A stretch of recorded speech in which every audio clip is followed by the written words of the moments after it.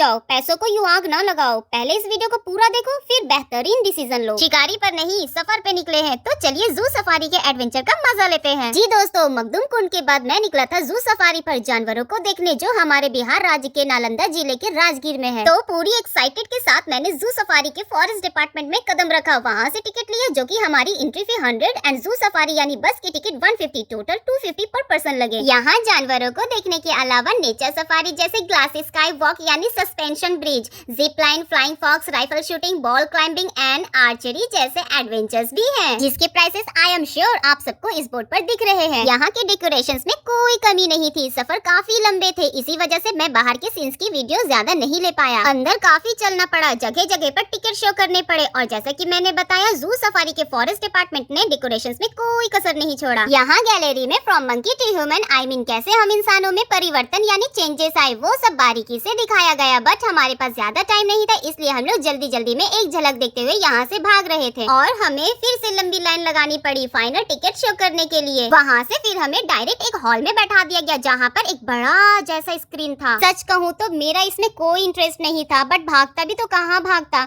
दोनों तरफ के दरवाजे बंद कर दिए गए थे। लेकिन जैसे ही मेरे सामने शार्क आया, हमेशा की तरह इस बार भी मैं लग गया baby shark do do do do do करने। खैर फिर जैसे तैसे टाइम गुजरा, लेकिन उसके बाद भी हमें जानवरों के पास नहीं ले जाया गया, बल्कि फिर से एक वेटिंग रूम में बैठा दिया गया। काफी भीड़ थी, काफी लोग थे यहाँ, एंड अनफॉर्चुनेटली हमारे टर्न काफी पीछे थे, मानो जैसे हमारे सब्र का इम्तिहान लिया जा रहा हो। फिर एक ऐसा मोमेंट हुआ जिसको देखकर मेरी आंखें भर आई। मैं आज तक अपने पापा से नहीं मिला, तो मैं क्या जानूं बाप की मोहब्बत। जब लोगों को देखता हूँ कि एक बाप अपने बेटे से मोहब्बत कर रहा, तो मुझे अपने फादर की कमी महसूस होती है। चलो अब मेरे साथ आप भी सेंटी ना हो, आप सबको दिख ही रहा होगा, बस आ रहा जा रहा, बट हमारी बारी आने का नाम ही नहीं ले रहा। फाइनली हमारा नंबर आ ही गया, और हम सब जल्दी जल्दी भागे सीट लूटने को। देखो कैसे भागम दौड़ी मची हुई है, और कंफ्यूजन का तो पूछो ही मत। बस दिमाग में यही चल रहा था कि कौन सा सीट बेस्ट होगा बाहर का सीन कैप्चर करने के लिए। ये है हमारे कंडक्टर साहब जी नहीं, ये है हमारे वाइल्ड लाइफ गाइड।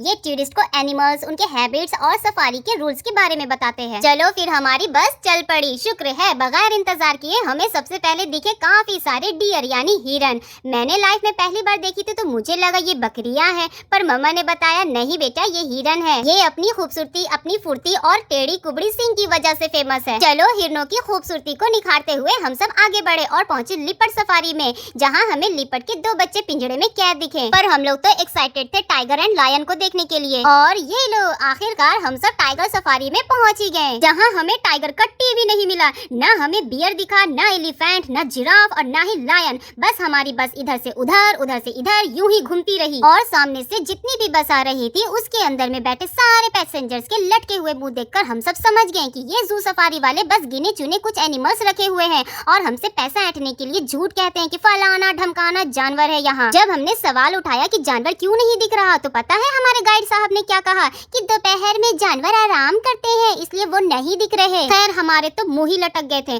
कुछ लोगों ने गाइड को सुनाना भी शुरू कर दिया था, और मुझे तो इतना ही गुस्सा आ रहा था कि मैं सो ही गया। झूठ मूठ का बस पैसा बर्बाद हुआ हम सबका। हमारे लटके हुए मुंह और गुस्सा को देखकर गाइड ने ना जाने किसे कॉल किया, और हम सबको ले गया लायनेस यानी शेरनी के पास। और ये महारानी औलसीपना में रोड पर ही सोई थी। मुश्किल से एक जानवर दिखा, वो भी इतनी औलसी। मम्मा मुझे जल्दी से उठाई। मैंने देखा ये क्या, बिल्ली इतनी बड़ी कैसे हो गई? तो मम्मा ने कहा बेटा ये बिल्ली नहीं, तेरे पापा की बीवी है। मैंने कहा ओए मम्मा ये क्या कह रही हो आप? तो मम्मा ने कहा तेरी माँ को दुनिया वाले क्या कहते हैं? मैंने कहा शेरनी। तो मम्मा ने कहा एग्जैक्टली, ये शेर की बीवी शेरनी है। आप भी मेरी तरह जू सफारी जाकर पछताए हो तो कमेंट में यस लिखो। पैसा वेस्ट नहीं करना तो ये वीडियो उनके साथ शेयर करो जो जू सफारी जाने की प्लानिंग कर रहे हो। आप लोग जू सफारी जाओ, बट फॉरेस्ट डिपार्टमेंट को छोड़कर पैसे वेस्ट नहीं, इन्वेस्ट करो। ग्लास स्काई ब्रिज और एडवेंचर्स करके उसके फुल एंजॉयमेंट लो, तभी तो पैसा वसूल होगा। दोस्तों मेरी वीडियो पसंद आई हो तो लाइक कीजिए। आपका एक सब्सक्राइब मुझे आप तक लाता है, तो दोस्तों देर किस बात की, ठोको अपनी उंगली को सब्सक्राइब आइकन पर। मिलता हूँ नेक्स्ट वीडियो में, तब तक के लिए मेरे स्टाइल में टक टक टक